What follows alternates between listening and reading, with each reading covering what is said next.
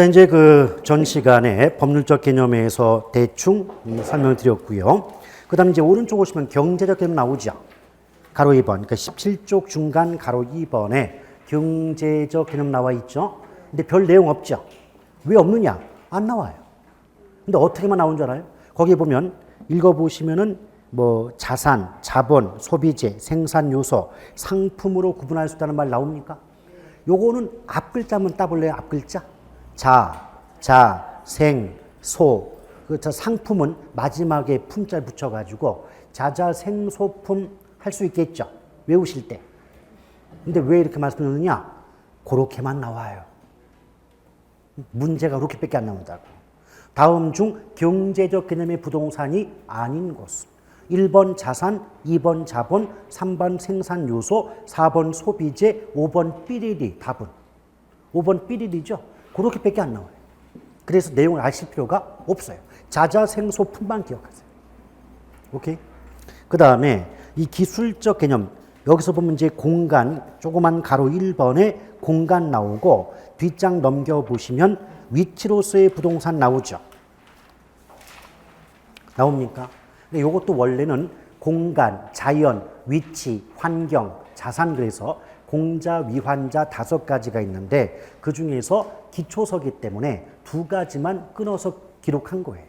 근데 이건 왜 공간과 위치만 집어넣느냐? 웃긴 건 나오면 얘네 둘밖에 안 나오기 때문에. 그러니까 종류는 공간, 위치, 자연, 환경, 자산 5가지가 있어요. 종류는 5가지예요. 근데 문제화 될 수 있는 부분은 공간과 위치 2가지다 그 말이에요. 그거 아세요? 이 기초소가 별거 아닌 것 같지만 아주 굉장히 간략하게 써 있잖아요. 근데 이 간략한 기초소 내용만 완벽하게 내 걸로 만든다라고 가정하면 이것만 가지고도 80 이상이 나와요. 오케이? 근데 전제 조건은 이 내용을 전부 내 걸로 만들었다고 할 때. 자, 그런데 공간 같은 경우 이건 이제 설명하려면 좀 복잡하니까 조금만 가볍게 말씀드리고 넘어갈 거예요. 근데 우리가 보통 부동산은 공간으로 구성이 되어 있다 이렇게 말을 하거든요. 근데 그게 무슨 말이냐면 여기 이제 토지가 있잖아요. 그럼 A라는 토지가 있다면 이 토지의 표면을 지표면이라고 해요. 지표. 땅의 표면 그러지 않습니까? 얘를 이제 공간자를 집어넣으면 지표 공간이다 그래요. 근데 이 지표 공간은 수직적이에요, 수평적이에요. 그러면 수평과 수직이 뭔지는 알잖아요. 상하, 요건 수직이고 이렇게 횡으로 가로로 묶이는 건 수평이죠. 그럼 지표라고 하는 건 가로예요, 세로예요? 가로지요. 그럼 수평이에요, 수직이에요? 수평이죠. 그래서 교재에 따라서 이 땅의 표면을 지표 공간이라고 하기도 하고 수평 공간이라고도 한다 그 말이에요. 오케이? 그러면 이 땅의 표면, 지표를 기준점 잡았을 때 그 위에 공간과 아래의 공간도 있지 않겠냐 그 말이죠. 근데 위는 윗상자 쓰니까 상부 공간이 그럴 거고 아래쪽은 아래 하자를 쓰니까 하부 공간이다 이렇게 말하죠. 그런데 상하의 개념은요. 수평이에요, 수직이에요? 수직이죠. 그렇죠. 그러면 저것만 놓고 봤을 때 이런 문장을 만들 수 있지 않을까요? 부동산은 수평 공간인 지표면과 상하 수직 공간으로 구성되어 있다. 말 돼요? 근데 이런 것들이 별거 아닌 것 같지만 전부 기출문제 지문이에요. 오케이? 그런데 이때 상부 공간을 다르게 바꾸면 공중 공간이라고 할 수 있겠죠. 또 하부 공간은 땅 속이니까 지하 공간 하기도 하고 땅의 가운데라는 점에서 지중 공간이라고도 해요. 그럼 지하나 지중은 같은 말이에요. 오케이? 그런데 우리 조금 전에 제가 상하 수직 공간 그랬잖아요. 근데 우리 개로는요. 수직 공간이라는 말을 거의 안 써요. 그럼 어떤 말을 쓰냐면 입체 공간. 응? 그래서 우리가 문장을 읽으시거나 문제 푸실 때 입체 공간 그러면 상하 수직 공간을 뜻해 라고 기억하시면 돼요. 오케이? 그러면 여러분 요 지표 공간과 상하는 높낮이죠. 높이죠. 상하는 높낮이니까 높이잖아요. 그렇죠? 그럼 이 가로에다가 지표, 수평 공간에다가 높이가 있을 때 몇 차원 그래요? 3차원이라고 안 하나요? 3차원. 3차원 그래, 3차원. 높낮이가 있으면 3차원이에요. 그래서 보통 정상적이지 않는 분들을 너 4차원이냐 그러지 않습니까? 이해가시겠죠? 자, 그래서 제가 드리고 싶은 말씀이 뭐냐면 그냥 단순하게 말하면 부동산의 공간은 수평 공간과 상하 수직 공간으로 구성되어 있다라고 말할 수도 있겠지만 이 수평과 상하 수직을 합하면 3차원이라는 말을 쓸 수 있겠죠. 그리고 상하 수직 공간이라는 말 대신에 입체 공간이라는 말을 많이 쓴다 하지 않았습니까? 그럼 이런 말 가능해요? 부동산은 3차원적 입체 공간으로 구성되어 있다. 말 돼요? 아무것도 아니잖아요. 똑같은 말인데 표현만 바꾼 거 아니냐고. 근데 여러분들은 그 표현 바뀐 것에 전부 익사하시는 거예요. 왜? 그래서 제가 뭐라고 했어요? 자꾸 읽어라. 왜 자꾸 읽어야 되느냐? 나는 A라는 표현밖에 몰라요. 근데 내용은 똑같은데 출제자가 B라는 말로 바꿨어. 근데 해석해보면 똑같은 말이야. 근데 나는 A밖에 모르는 거예요. 그럼 어떻게 되겠어요? 알면서 틀리겠죠? 그게 개론이에요. 그래서 가장 중요한 것은 뭐다? 그 표현 자체가 익숙한 것도 중요하겠지만 어떻게 말이 나와도 그 문장을 해석할 수 있는 능력을 갖춰야 되는 거예요. 그게 안 되면 개론은 항상 어려운 거예요. 됐죠? 자, 근데 여러분, 아까 우리 복습합니다. 부동산 활동 배웠죠? 부동산 활동은 누가? 인간이 무엇을 대상으로? 부동산을 대상으로 이루어지는 여러 가지 행위가 바로 뭐다? 부동산 활동 맞지요? 근데 우리 인간이 어떤 행위의 대상으로 삼는 그 부동산이 3차원적 입체 공간으로 구성되어 있잖아요. 그 말이 어려우시면 일단 공간으로 구성되어 있는 건 이해 가잖아요. 그러면 부동산 활동은 공간 활동의 성격이 있다고 말할 수 있겠습니까? 오케이? 자, 다시 한번. 부동산 활동할 때 대상은 부동산이잖아요. 근데 활동의 대상인 부동산이 공간으로 구성되어 있잖아요. 그럼 부동산 활동은 공간 활동의 성격을 갖는다라고 말할 수 있겠냐고요. 있죠, 당연히. 그렇잖아요. 지금 여러분들이 처음 듣는 이런 말들이 처음에는 되게 신기하고 어떻게 저렇게 말이 나올 수 있을까 싶지만 6개월 지난 뒤에는 뭐다? 당연한 말이에요. 그 당연한 말이 지금은 어렵게 느껴진다. 자, 그러면 이런 말도 가능하겠습니까? 그럼 부동산업이라고 하잖아요. 그럼 부동산업도 그 부동산이 공간으로 구성되어 있으니 부동산업도 공간업의 성격을 갖는다라고 말할 수 있겠습니까? 있지요. 전부 기출문제 지문들이에요. 오케이? 근데 사실 알고 보면 이런 뼈대가 있을 때 말만 붙인 거 아니에요? 그렇잖아요. 자, 다시 한번. 우리 부동산 활동의 대상이 뭐라고요? 부동산이다. 근데 그 부동산이 뭘로 구성되어 있다? 공간으로 구성되어 있다. 그럼 공간으로 구성된 부동산을 대상으로 인간에 의해서 이루어지는 활동이 부동산 활동이니만큼 당연히 부동산 활동은 공간이 대상이니까 공간 활동의 성격을 띈다. 맞는 말이고 또 부동산이 공간으로 구성되어 있으니 부동산업도 당연히 공간업의 성격을 띈다라고 말할 수 있는 거 아니겠습니까? 그럼 어때요? 문장 표현들이 뼈대 있고 거기에 말만 갖다 붙이는 식 아니냐고 이게. 그렇잖아요. 근데 뼈대 이런 건 전혀 생각도 안 한 채 문장 자체만 하늘천 따지 해봤자 출제자가 또다시 그 문장을 바꿔버린다면 여러분 무슨 수로 그 문제를 맞추겠냐 그 말이에요. 아시겠어요?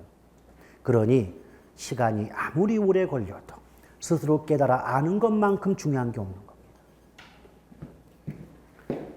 이렇게 지금 여러분들이 이해를 하시고 고개를 끄덕이시더라도 4월 달쯤 가면 점점 새길로 빠집니다. 여러분들 왜?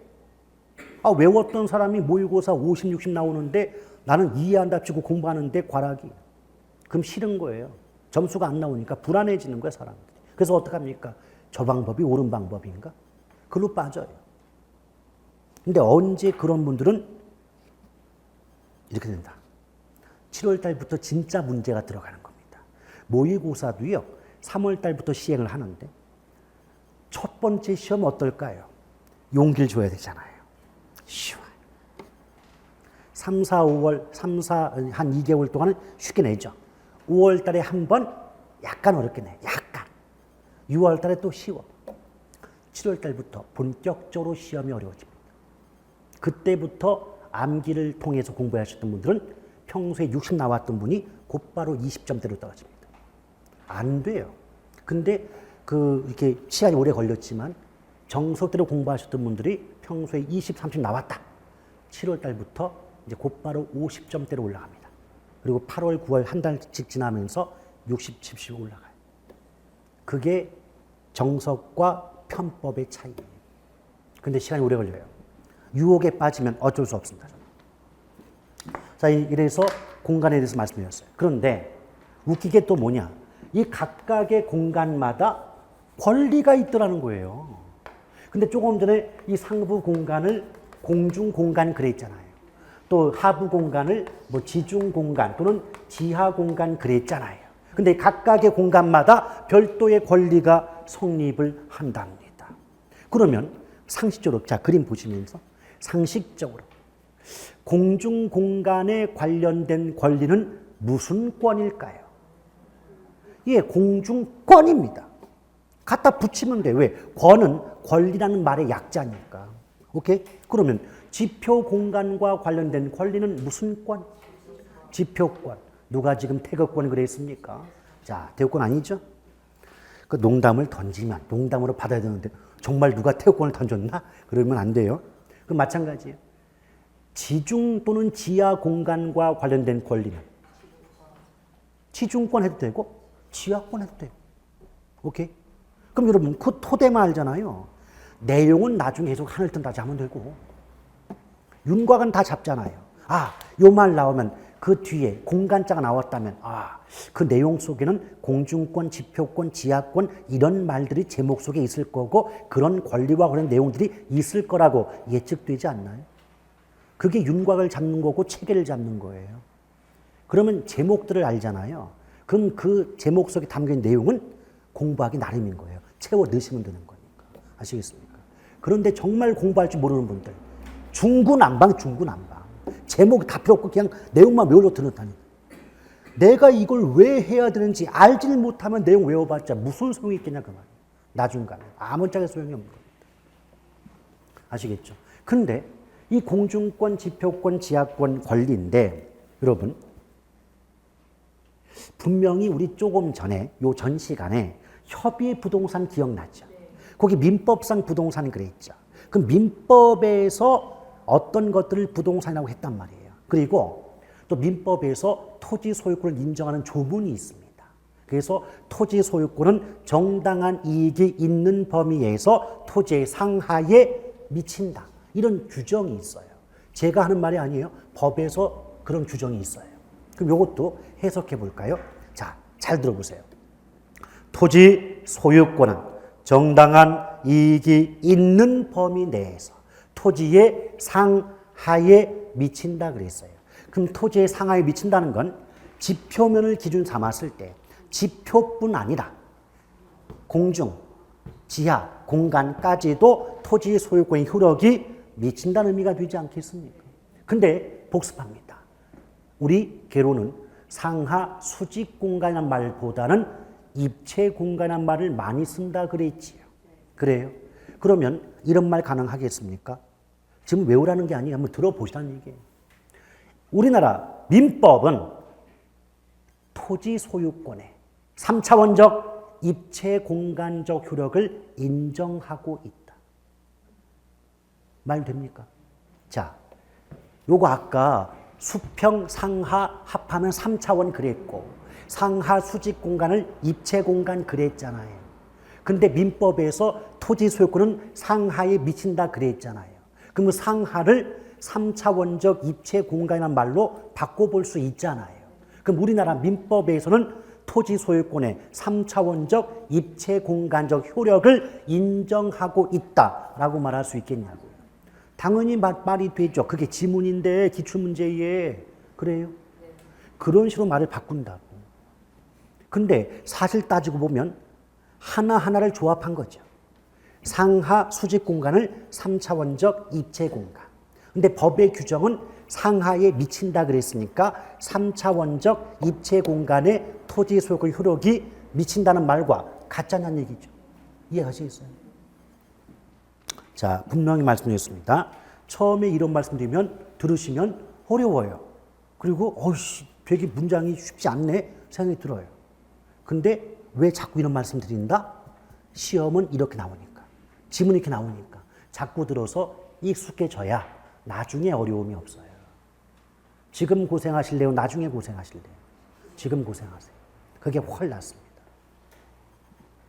자, 그러면서 또 재밌는 게 뭐냐? 여러분, 민법은요, 법의 분류상 공법일까요? 사법일까요? 여러분, 우리가 이제 그 법학에서 보면 여러 가지 구분이 있는데, 우리가 또 법학을 하는 사람들은 아니지 않습니까? 그럼 이렇게 보시면 돼요. 아주 가볍게. 사적인 생활 관계를 규율하는 법은 사법이고요. 공적인 관계를 규율하는 법은 공법이라고 보시면 돼요. 그러면 토지 소유권은 내 개인의 권리죠. 사적이요, 공적이요? 사적 권리 아니에요? 응? 그럼 사적인 권리를 규정하는 법은 사법일까요, 공법일까요? 사법 아닌가요? 그럼 더 정확하게 이렇게 볼까요? 여러분, 2차 과목에 부동산 공법이 있죠. 2차 과목에 부동산 공법이라는 과목이 있잖아요. 민법이 공법이면 공법을 2번 배웁니까? 아시겠어요? 그러니까 민법은 결국 뭐다? 법의 구분상 사법이다. 사적 관계를 규율하는 법은 사법이고 공적인 관계를 규율하는 법은 공법이에요. 오케이? 그러니까 쉽게 말하면 민법 알죠? 상법 들어봤어요? 상법, 법의 명칭, 상법이란 법 들어보셨냐고. 쉽게 보면 민법, 상법을 제외하고는 전부 공법이라고 보시면 돼요. 형사소송법, 민사소송법, 도로교통법 전부 공법이라고 보시면 된다고. 민법과 상법만 사법이라고. 오케이? 근데 이 말씀 왜 드느냐? 아니 그럼 민법이 사법이라면 사법인 민법에서 규정하는 권리, 인정하는 권리도 사권이다, 공권이다. 아니 제가 어렵게 말했어요? 사법에서 인정하는 권리는 사권이다, 공권이다. 사권 아니? 그럼 자 응용 공법에서 인정하는 권리는 공권. 그럼 사회법에서 인정하는 권리는 사회권. 아무것도 아니잖아요. 아시겠어요? 권자만 붙이면 돼요. 사법이니까 사권, 공법이니까 공권이에요. 아무것도 아니에요. 자 그러면 분명히 토지 소유권은 민법에서 인정하고 있는 권리 맞죠? 근데 그 민법은 공법이 아니고 사법 맞지요? 그럼 토지 소유권은 법의 성격상, 권리의 성격상 사권이다, 공권이다. 사권이다. 그러면 그 사권인 토지 소유권을 공간에 대한 권리로 구분한 게 공중권, 지표권, 지하권이지 않냐 그 말이에요. 그러니까 토지 소유권이 있으면 그걸 공간에 따라서 명칭을 붙일 뿐이었다 그 말이에요. 이해하시겠어요? 그럼 공중권, 지표권, 지하권 모두 합하면 토지 소유권인데 그걸 각각의 공간에 따라서 명칭을 붙이다 보니까 공중권, 지표권, 지하권이라고 할 수밖에 없잖냐 그 말이죠. Understand? 자 그러면 사권은 말 그대로 사적 공간까지만 인정되지 않을까요? 그렇죠. 사권이니까 사적 관계까지만 인정되지 공적 관계까지 인정되는 건 공권일 거 아니야 말이지. 이해하시겠어요? 그러면 공중권이든 지표권이든 지하권이든 권리의 성격은 모두 사권. 그럼 공중권, 지표권, 지하권 모두가 사적 공간까지만 인정이 되겠죠. 공적 공간은 인정이 된다 안 된다? 안 돼. 여러분 대표적으로 한 가지 보면 여러분 일조권 들어봤어요? 일조권? 햇빛 받는 거 일조권? 조망권. 조망권 들어봐. 조망권? 조망권이 뭐예요? 이거 경치 좋은데 이거 조망권 아니겠죠? 그럼 일조권, 조망권 등이 침해가 된다는 이유로 연예인들끼리도 뭐 법적 소송 막 걸고 막 분쟁 발생하는 거 뉴스 많이 들어보신 기억 없어요? 있어요? 왜? 일조권, 조망권 등은 공중공간에 대한 권리, 공중권 중에서 사권이기 때문에 인정이 되는 거예요. 오케이? 그런데 항공권 들어봤어요? 항공권. 내 땅 위인데 비행기가 왔다 갔다 해. 이게 원래는 항공기 이착륙권인데 줄여서 항공권 그래요. 그러면 자 이런 경우 어떻게 했어요? 여기 A 땅, B 땅, C 땅, D 땅이 있다. 근데 그 A 땅은 웅녀 거, B 땅 우루사 거, C 땅 곰돌이 거, D 땅 푸우 거래. 그러면 토지마다 소유권자는 다르죠. 근데 이 위에 비행기가 왔다 갔다 하는 건 이 위 공간 자체만 보면 공중 공간 아니에요. 근데 그 항공권을 토지 소유권으로 인정한다면, 만약 인정한다면 이 항공기, 비행기 조종사는 땅을 지날 때마다 뛰어내려서 토지 소유권자의 허락을 받아야 되지 않겠냐 그 말이에요. 당신 땅인데 내가 당신 땅 위를 지나가도 되겠냐고 동의를 받아야 돼. 만약 이게 사건이라면 이해 가시겠어요? 그런데 비록 내 땅 위를 지난다 할지라도 이거는 사건이 아니라 공적 공중권이기 때문에 공적 공중권에 대한 권리이기 때문에 사건인 토지 소유권의 효력이 미친다 못 미친다? 못 미쳐. 그럼 따라서 이 비행기 조종사는 남의 땅 위를 지나간다 할지라도 그 토지 소유권자의 동의나 허락을 구할 필요가 있다 없다? 없어. 아시겠어요? 왜? 공권이니까. 공적 공중권이니까. 이해하시겠습니까? 그럼 이 모든 말의 핵심은 뭐다? 지표권이든 지하권이든 공중권이든 사권이든 따라서 사적 공간까지만 인정이 되기 때문에 공적 공간에는 그게 공중이든 지표든 지하든 공적 공간에는 토지 소유권의 효력이 미친다 못 미친다? 못 미친다. 그게 핵심이다. 이해하시겠어요? 그걸 이제 구분했을 때 이제 기본서에서는 뭐 일조권, 조망권 등은 사적 공중권으로서 토지 소유권의 효력이 미치는 반면 뭐 항공권, 전파, 발착권 등은 공적 공중권으로서 그 사건인 뭐 공중권의 효력이 미치지 못한다라고 쓰여져 있는 것뿐이고 핵심이 뭐다? 어디부터 출발하자? 민법은 무슨 법? 사법. 그럼 사법에서 인정한 토지 소유권은 사권, 공권, 사권. 그 사권인 토지 소유권을 공간에 따라 구분한 게 공중권, 지표권, 지하권. 따라서 모두 사권이기 때문에 무슨 공간까지만, 사적 공간까지만, 따라서 공적 공간에는 토지 소유권 효력이 미친다, 못 미친다, 못 미친다. 이게 핵심이에요. 아시겠어요? 그 핵심을 파악하지 못하고 주변부, 표현만 뒤집다 외우면 무슨 소용이 있겠냐 그 말이에요. 아시겠어요? 그것이 공부를 잘 하는 사람과 그렇지 못하는 사람의 차이점입니다. 오케이? 외우려고 달려들지 마시고 어디서부터 내가 어떻게 출발을 해서 어떻게 핵심을 찝어야 되겠다. 이걸 염두에 두시고 공부를 하십시오. 개론은 그게 안 되면 말짱 꽝이에요. 근데 나머지 5개 법 과목은 그냥 드립다 외워도 점수 나와요. 왜? 여러분이 법학자들이 아니지 않소? 어? 아니 예를 들어서 법대생들 같은 경우는 4년 법 배우고 또 뭐 고시 공부한답시고 몇 년을 또 하고 이래도 평생 해도 법을 다 못 배우는 판인데 중개사 시험 보는 분한테 법조문을 바꾸거나 판례를 바꾸거나 그렇게 못해요. 그럼 어떻게 나온다? 배운 대로만 나와 법은. 아시겠어요? 여러분이 수업 시간에 배운 그대로만 한치의 오차 없이 그 표현 그대로만 나와요. 그러니 무엇인지 뜻을 몰라도 외우기만 해도 합격점은 나오는 게 법이에요. 그러나 개론은 외웠다. 나중에 감당 안 갑니다. 절대 점수 안 나옵니다. 그게 차이점이에요. 근데 그걸 뻔히 지금 알잖아요? 나중에 왜 돌아가느냐? 5개가 법이고 하나가 학이잖아. 그 5개 공부 방법에 익숙해 있다 보면 자동으로 개론도 암기를 어떤 방법으로 돌아가더라 이거예요. 알면서 그걸로 할 수밖에 없어. 그러다 보니까 개론 점수가 가장 안 나오는 과목이 되는 거예요. 왜? 과목의 성격이 다른데 공부 방법을 똑같이 해보면 어떡하냐 그 말이죠. 됐어요. 이게 공간에서의 부동산입니다. 자, 위치가 있어요. 근데 위치는 별거 아니에요. 여러분, 위치라고 할 때 우리가 보통 뭐 절대적 위치와 상대적 위치가 구별된다는 말이 있거든요. 근데 절대적 위치가 뭐냐? 자연적 위치예요.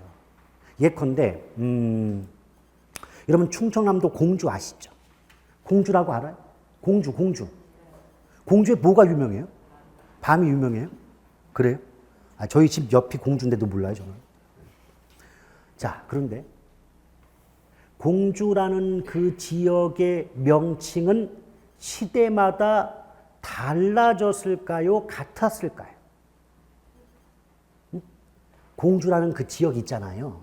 근데 공주라는 그 명칭, 그 지역의 명칭이 조선이든 고려 때든 뭐 삼국이든 똑같은 공주였을까요? 아니면 그 나라나 시대에 따라서 명칭은 달라졌을까요? 명칭은 달랐어요. 명칭은 달라요. 예를 들어서 우리가 지금 충청도 그러지만 똑같은 충청도도 예전에는 다른 도 이렇게 명칭이 바뀌었었거든요. 사무실에 보면은. 근데 제가 드리고 싶은 말씀은 뭐냐? 이렇게 특정 지역의 명칭 이런 것들은 또는 행정구역 같은 것들은 시대에 따라서 또는 국가에 따라서 달라질 수 있죠. 그런데 아무리 명칭이 바뀌어져도 공주라는 그 지리적 위치 자체는 변화가 있어요? 없잖아요. 그걸 절대적 위치 그래요. 그래서 절대적 위치는 고정불변이라는 말씀입니다. 변함이 없잖아요. 그런데 상대적 위치는 뭐냐? 예를 들어 똑같은 공주 얘기 볼게요. 공주가요, 예전에는 충청남도 도청 소재지였어요. 그 말은 뭐다? 도청이라는 행정기관이 공주에 있었다는 거예요. 근데 지금은 그 도청 소재지가 바뀌었단 말이죠. 그럼 여러분 상식적으로 생각해 봐요.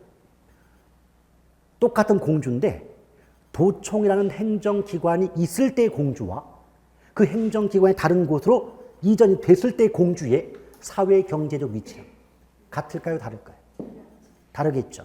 최소한 도청이 있을 때의 공주는 최소한 충청남도 전체의 행정의 중심지, 어떤 산업의 중심지, 교통의 중심지 역할을 했었지 않았겠나요? 근데 그 행정기관이 다른 곳 이전됐다면 이전에 비해서 행정권이 있을 때에 비해서는 공주라는 지역의 어떤 산업이나 교통이나 또는 어떤 그 행정이나 이런 위치가 같을까요? 달라질까요? 이걸 상대적 위치 그래요. 오케이? 그래서 구체적인 내용은 나중에 기본 수업은 나올 거고 우리 뭘 기억하자? 위치는 절대적 위치와 상대적 위치가 나눠지는데 절대적 위치는 고정이 되어서 변화가 없지만 상대적 위치는 유동가변적이다. 즉 변화할 수 있다. 이런 차이점을 먼저 기억을 해 주실 필요가 있지 않냐 그 말이에요. 이해가시겠어요? 자, 분명히 강조합니다. 괜히 쓸데없는 문장 외우려고 하기 전에 핵심을 먼저 잡으시라고 하시겠어요? 그럼 여러분, 우리 개론은요, 자연적 위치인 절대적 위치를 중시할까요? 상대적 위치를 중시할까요? 상대적 위치를 중시해요. 아니, 까놓고 말해가 우리 서울 같은 경우도 예전에 무슨 아주 예전에 압구정동이니 뭐 송파니 서촌이 그 어디에 뭐 하는데 그랬어요 거기? 논밭이요. 논밭. 누가 땅 사람은 그걸 내가 왜 사냐 그럴 동네 아니었습니까? 근데 그 땅이 저렇게 될지 누가 알았어? 알았다면 저부터 샀어요. 그렇죠? 이랬다. 이게 뭐냐? 그러면은 예전에 땅값 오르기 전에 개발되기 이전에 송파 서초의 자연적 위치와 지금 개발된 이후에 송파 서초의 자연적 위치가 다른가요? 위치 같잖아. 근데 무슨 위치가 달라진 거예요? 상대적 위치가 바뀌었어요. 교통이 발달. 오케이? 요걸 또 나중에 저쪽 입지론 지도론 가면 이런 교통의 발달 때문에 뭐 한계지가 연장되고 뭐 지대가 상승한다 이런 말들도 나와요. 근데 지금은 그런 단계는 아니니까. 아시겠습니까? 이렇게 바뀐다고요. 근데 이 개론을 이제 많이 공부하시면서 많은 수험생들이 그런 말씀을 해요. 이건 뭐 개론 알아봤자 뭐 시험 과목에는 모를까 실무에 써먹지도 못하는 건데 왜 이걸 자꾸 공부를 해야 되느냐 이런 많으신데 그러니 개론을 못하지. 개론을 공부하는 것은요 거시적 시각을 갖추고자 하는 거예요. 여러분 뭐 이 개론 과목을 안 배웠다 하더라도 경기라는 거 알잖아요. 부동산 경기가 뭐 좋다 나쁘다 알잖아요. 그 경기 변동을 사전에 예측하고 그래서 어떻게 내가 마케팅을 하고 광고하고 홍보해서 어떤 영업 전략을 펼칠 것이냐 이걸 전부 마케팅으로 마스터하는 게 개론이에요. 근데 여러분들 그걸 핵심을 모르니까 그냥 대충 찍어서 맞기만 하고 이건 실무에 무슨 소용이 있어? 그러니까 맨날 하는 게 뭐예요? 뭐 아파트나 이런 뭐 월세, 전월세 이런 것밖에 더 해요? 아니란 말이에요. 개론은 언제 필요한지 아세요? 큰 거. 큰 빌딩. 그 다음에 토지, 투자. 그거 할 때 개론 필요해요. 여러분 생각해 봐요. 여러분 큰 건물을 내가 구입한다는 건 아무래도 투자의 목적이 있겠죠. 그럼 투자자 입장에서 가장 중요한 건 요거 투자하면 얼마쯤 벌 수 있을까? 가장 중요하지 않아요? 그게 바로 뭐다? 수익률의 계산이에요. 그 수익률 계산 과정이 투자론에 나와요. 근데 우리 시험 보는 대부분 수험생들이 그거 다 포기하고 어찌됐든 뭐 50원짜리 맞아가지고 민법에서 보태가지고 합격해요. 투자론을 못하고 수익률 계산을 못하는 중개사가 무슨 큰 건물과 토지의 거래를 담당할 수 있겠냐 그 말. 안 되는 거예요. 그래서 그분들이 누구한테 따라 붙느냐? 감정평가사에 따라 붙고 변호사 따라 붙고 이러는 거예요. 중개사분들이 안 되니까. 근데 그걸 뒤집어 생각해 보세요. 우리가 그 능력을 갖춘다면 지금 변호사나 감정평가사가 직걸로 먹는 그 부분을 중개사분들이 더 먹을 수 있는 거 아닙니까? 왜 능력 개선을 하지 않으려고 하고 대충 따가지고 대충 하면 되겠다. 이런 생각 가지고는요. 따봤자 큰일 못합니다. 저는 항상 그 초창에 이런 말씀 드려요. 왜 우리가 항상 부동산 복덕방의 위치에 한정되고 왜 거기에 만족하냐는 얘기도 있지. 충분히 더 나갈 수 있는 분들이 대충 그 현실에 안주하고 그거에 만족하고 이러지 말자는 말이죠. 조금 그러니까 합격할 수 있는 선에서 조금만 더 공부하시잖아요. 그러면 남한테 전문가 수에 들어요. 근데 여러분들은 딱고 합격하는 그것만 딱 한다고. 오케이? 그래 놓고 이제 그 합격하셨죠? 이제 공부 안 한다, 이제? 공부 안 해, 이제. 현업에 하시다 보면 공부 안 해. 그럼 이제 지금들은 그거 아시죠? 고객들이 다 공부하고 온다는 거. 와요? 뭐 인터넷인 백과사전 다 뒤져가지고 세법인 다 알아갖고 와. 중개사법 몇 조 몇 항 다 기억해가지고 와. 물어봐요. 던져요, 중개사분한테. 근데 공부 안 했거든, 이제. 시험 다 봐고 합격했다고? 그런 게 있었나요? 아닌가? 오케이? 그래서 외부에서 여러분 요 공부를 하시기 전에 외부에서 어떤 말씀 듣고 왔어요? 이건 한 몇 달 하면 돼. 이런 사람들도 있었을 거고. 아니면, 그까이 그 복덕방 공부, 하니까 그거 아니야? 이런 말도 분명히 듣고 오신 분이 계실 거라. 근데 왜 그런 평가를 받느냐? 이 공부 직접 해보면 진짜 어려워요. 되게 어렵고, 시간도 엄청 걸려요. 무진장 노력해야 돼요. 그런데 왜 평가는 아직도 복덕방이냐? 수준이 그 정도예요. 합격하고 나서 공부 안 해요. 그래서 그래요. 여러분, 사법 시험을 패스했다는 건 대단한 능력자 아닙니까? 그 양반도 사법연수원에서 최소 2년 이상 공부해. 또 판검사 임용돼서 또 3년을 공부한다고. 판례를 공부하고 판사들이, 법의 전문가들이 3년을 또 판례를 연구하고 공부해요. 그래야 나중에 어떤 판결을 했을 때도 자기가 판단한 것과 상급심에서 틀어지질 않아요. 여러분 왜 뉴스 보다 보면 파기환송한다 그러잖아요. 그건 뭐냐? 너 판단 잘못해서 다시 해 이거거든요. 그럼 법관 입장에선 되게 자존심이 상하는 일일 수밖에 없겠죠. 근데 시험 패스하고 사법연수원 2년 공부하고 3년을 또 노력한 판사는 그 확률이 거의 0%랍니다. 그만큼 차이가 나는 거예요. 근데 꼴랑증 하나 땄다고 그로 만족하고 공부를 안 해요. 그럼 고객들보다 수준이 낮은 거예요. 그럼 나보다 낮은 수준 있는 사람한테 내 주머니에 돈을 주겠습니까? 안 주는 거예요. 그리고 여러분 우리 자격증이 굉장히 높은 자격증임에도 불구하고 평가가 낮은 거예요. 끊임없이 공부해야 돼요, 여러분들. 그리고 이런 말들이 이제 초기니까 오늘 오리엔테이션 겸해서 초기니까 이런 말씀 드릴 수 있는 건데요. 나중에는 시간이 부족해서 말씀 드리지도 못해요. 근데 정말 드리고 싶은 말씀이 뭐냐면 옛날에 MBC 창사 특집 드라마에 상도라는 드라마가 있었습니다. 거기 임상옥인가? 의주갑부. 그 임상옥이 하는 대사 중에 제가 들으면서 정말 마음에 와닿던 대사가 뭐냐면 장사를 한다는 것은 돈을 버는 것이 아니라 사람을 버는 것이다. 사람을 보십시오. 어차피 서비스업이라는 게 어떻게 보면 상업과 연결이 되지 않습니까? 일단 그 업을 하시려면 큰 업을 하십시오. 크게 되십시오. 조그만 것에 연하지 마시고. 그리고 여러분 그럴 자격이 충분히 능력이 있으신 분들이에요. 스스로 차단하고 있을 뿐이지. 그렇게 하십시오. 그리고 사람을 벌잖아요. 사람을 벌면 거래는 자연스럽게 오고. 그런 분이 꼭 되시길 바랍니다. 물론 여태까지 12년, 3년을 이 말씀을 꼭 드렸습니다만은 먹히진 않았습니다. 뭐 돈이나 벌면 너는 공부나 시키면 되지 뭐 그런 말 하느냐. 이게 지금까지의 마인드였어요. 그러다 보니 지금까지도 그 평가를 받는 겁니다. 달라져야 됩니다. 이제 부동산 시장 개방된 거 아시죠? 외국에서도 다 들어와요, 이제.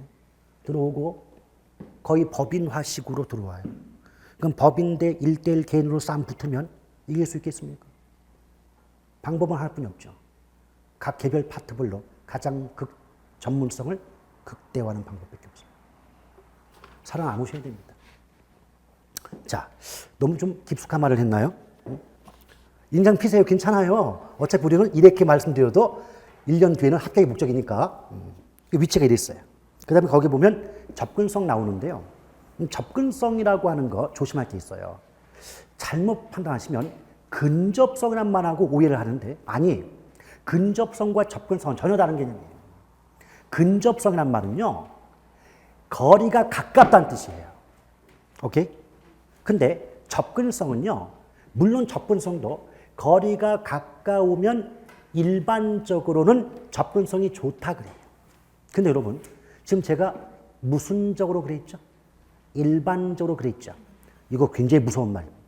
일반적으로 어떠하단 말은 대부분은 그러하지만 반드시 그러하지는 않다 이 뜻입니다. 즉 다시 말하면 대부분의 경우는 거리가 가까울수록 접근성은 좋다고 말할 수 있지만 거리가 가깝다고 반드시 접근성이 좋다고 말할 수는 없다는 뜻입니다. 예를 들어서 아니 우리 집하고 회사까지의 직선 거리가 50m랍니다. 아, 회사까지의 거리가 50m예요? 그럼 걸어도 한 5분도 안 걸리겠네, 50m면. 그렇죠? 그런데 가운데가 고속도로야. 그러니까 5분 먼저 가려다가 50년 먼저 갈 수 있겠죠?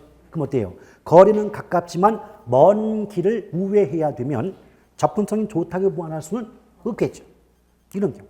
그런데 이럴 때 거리는 가깝죠. 그럼 근접성은 좋다 그런다고. 근접성과 접근성은 전혀 다른 개념이에요, 여러분. 앞뒤 바뀌었다고 이게 똑같은 말이 되면 안 돼, 이거. 아시겠죠? 자, 그리고 또한 그 대상 목적물 그러는 내가 가고자 하는 그 목적물을 그 대상 목적물 그러는데 그 목적물까지 도달하는 데 있어서 시간적, 심리적, 경제적 부담의 크기 정도를 접근성 그래요. 자, 쉽게 말하면 내가 어디까지 가야 돼요? 그런데 접근성이 좋다고 말할 때는 뭐다? 그 거기까지 도달할 때까지의 시간적, 심리적인 또 경제적인 부담이 크다 작다 작으면 접근성이 좋다 그러고 부담을 크게 느끼면 접근성이 안 좋다 그래요. 오케이? 단적으로 말이죠. 왜 그런 경우 있잖아요. 그 친한 친구가 자 우루사한테 곰돌이가 새벽 1시쯤에 나 어디 있으니까 술 한잔 먹자 나와라 한단 말이에요. 이때 그 우루사의 반응은 둘 중 하나예요. 그래 거기야 금방 갈게 기둘려.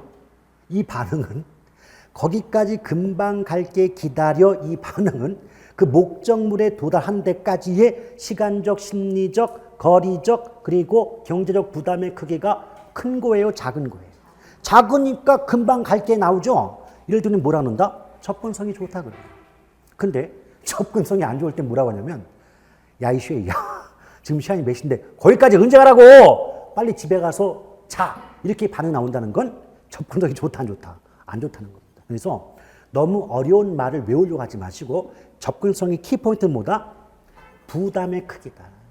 부담이 크면 접근성이 안 좋은 거고 부담이 작으면 접근성이 좋다. 이 키워드를 잡아라 그 말이에요. 아시겠죠?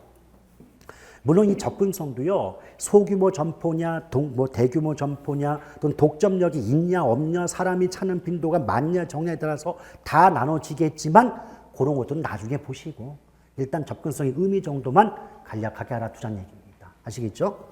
자, 그럴 때 2번에 보면 복합부동산 나오죠. 근데 이 복합부동산이 뭐냐? 아주 간단히 말씀드리면 토지 플러스 건물. 토지 플러스 건물을 뭐라 그런다? 복합부동산. 근데 이 토지 플러스 건물 했던 건요, 정말 알아듣기 가장 쉬운 방법을 얘기해 드린 거고, 그렇게 문장은 나온다, 안 나온다? 안 나와요. 자, 문장은 보통 어떻게 나오냐면, 법률적 또는 경제적으로 서로 다른 두 개의 물건이 결합하여 일체로 이용 거래되거나 상호 불가분의 관계에 있는 경우, 이를 복합부동산이라 한다. 이렇게 문장이 나옵니다. 그게 무슨 말이냐? 자, 여기 A라는 토지 위에 B라는 건물이 세워져 있어요. 근데 이게 만약 이 건물의 용도가 주거용 건물이라면 이걸 묶으면 주택이 아닌가요? 주택이죠. 여러분 생각해봐요. 주택이라고 할 때 주거용 건물만 주택이라고 보나요? 그 주거용 건물이 세워진 땅까지 합했을 때 주택으로 보는 건 아닌가요? 그러면 이렇게 봐요. 그 말이 어려우시면 그럼 집 팔죠? 집 팔면 이것만 팔아요? 집을 판다는 건 건물만 팔아 넘기는 게 아니라 땅도 함께 매매가 되는 거 아니냐고. 그렇죠? 근데요, 여러분 집을 만약에 사시잖아요. 단독주택 사시면 안 계시죠? 전부 아파트인가요? 단독주택. 그래요. 그러면 단독주택을 사시잖아요. 나는 그냥 집 한 채 샀잖아요. 근데 문서 2개 받지 않아요? 뭐 토지대장, 뭐 건축물대장 해가지고 문서 2개 받죠? 문서를 2개 받는다는 것은 법적으로는 물건이 2개라는 뜻이에요. 토지와 관련된 문서를 받고 건물과 관련된 문서를 받잖아요. 그렇게 안 받아요? 받지요. 근데 우리 입장에서 그냥 집 한 채 산 건데 법적으로는 땅과 그 땅 위에 세워진 건물은 하나의 물건이다. 서로 다른 2개의 물건이다. 서로 다른 2개의 물건이니까 문서를 2개를 받는 거예요. 이해하시겠어요? 그럼 이런 말 가능해요?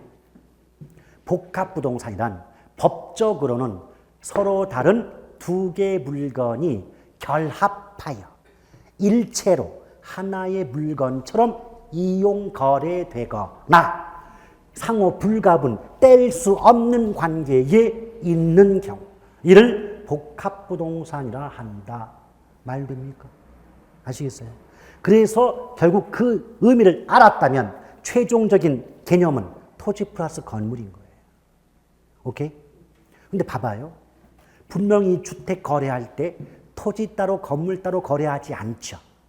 자, 출발합니다. 법적으로는 토지와 그 토지 위에 세워진 건물은 하나의 물건, 서로 다른 2개의 물건. 서로 다른 2개의 물건. 그럼에도 불구하고 이 집 거래할 때 토지 따로 건물 따로 거래하는 게 아니라 토지와 건물을 묶어서 일체로 하나의 물건처럼 이용하고 거래하지요. 그걸 개론에서는 뭐라고 표현한다? 복합부동산이라고 말한다. 아시겠어요? 오늘 개념 알았다는 건 오늘 다 알으십시오. 복습해서. 몇 개 없잖아요. 몇 개 안 했잖아요. 말 뜻 정확히 알으시라고. 이거 지금 못 하잖아요. 나중에 계속 고생하시는 거예요. 아시겠죠? 나옵니다. 그러면 맨 마지막이 감정평가라고 했잖아요. 근데 감정평가도 그냥 가볍게 상식적인 선에서 말하면 이 땅, 이 건물 값어치 얼마쯤 되냐 평가하는 게 감정평가 아닐까요? 그렇겠죠. 오케이? 그러면 이 주택의 가치를 평가한다고 할 때 그 평가 결과 5억으로 평가됐다라고 한다면 이 5억의 값어치는요. 건물 가치 따로 토지 가치 따로 평가한 게 아니라 토지와 건물을 묶어서 하나의 물건으로 평가한 게 이 주택의 가치 5억 아닐까요? 맞습니까? 그렇겠죠. 이거를 나중에 감정평가에 갖다 붙이면 뭐라고 하냐면 일괄평가라고 말합니다. 일괄평가. 일괄하여, 즉 하나의 물건으로 보고 평가한다. 일괄평가다. 그러면 자 묶으면 이런 말 가능해요? 서로 다른, 법적으로 서로 다른 2개의 물건이 결합하여 일체로 이용 거래되는 경우 이를 복합부동산이라 하며 복합부동산은 일괄평가의 대상이 된다. 맞아요. 응? 이제 지금은 어렵지만 나중 가면 이 정도 문장은 그냥 껌처럼 나와요. 나따마땅 나옵니다. 아시겠죠? 너무 첫 수에 배부르라 생각하지 마시고. 근데 지금 기억은 안 나더라도 오늘 배웠던 차근차근 풀어가지고 말뜻한 건 어렵습니까? 어렵습니까? 아니면 할만하십니까? 할만하시죠. 그 할만하신 걸 나중에는 어려워지니까 1월부터는 문장 써버리니까 어려워지니까 지금 정확히 알아두시라. 그럼 나중에는 남들 헤매고 있을 때 우리는 랄랄하고 넘어가요. 아주 중요한 대목입니다. 아시겠죠? 자, 여기까지 보고요. 근데 여기까지 보고 나머지 내용은 다음 시간으로 연결하도록 하겠습니다. 오늘 대단히 수고 많으셨습니다. 고맙습니다.